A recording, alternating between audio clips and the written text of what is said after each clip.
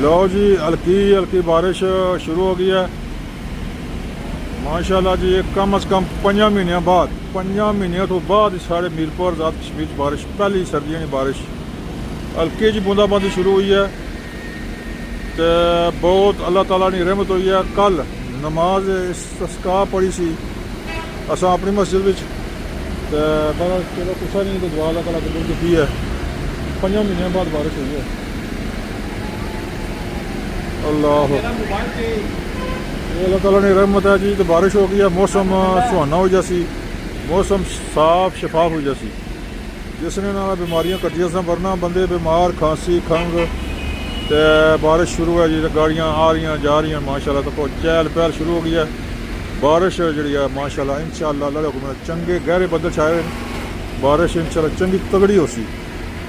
तो बेशुमार जगह च दुआ मंगी गई है बादशाह वास्ते। कल जुम्मेपुरी लोग मंगी है, लिहाजा जनाब अल्लाह ताला रहमत की है, अल्लाह ताला मेहरबानी की है।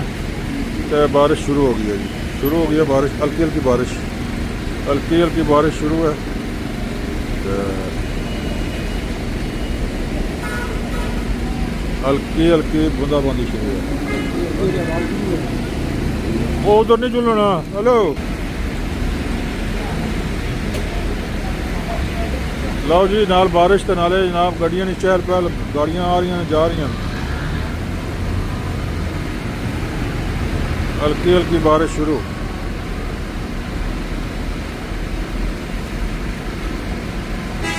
इस तरफ भी बारिश अल्लाह ताला की मेहरबानी हो गई है, बारिश शुरू है। तो बस मौसम ठीक हो जासी, फसलों वास्ते भी बहुत अच्छी है।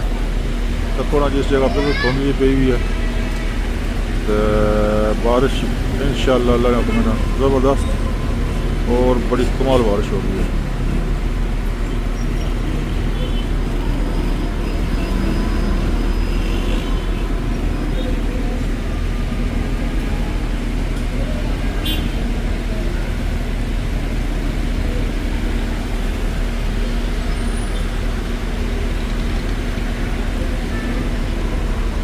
लो जी, मौसम सरमा की पहली बारिश।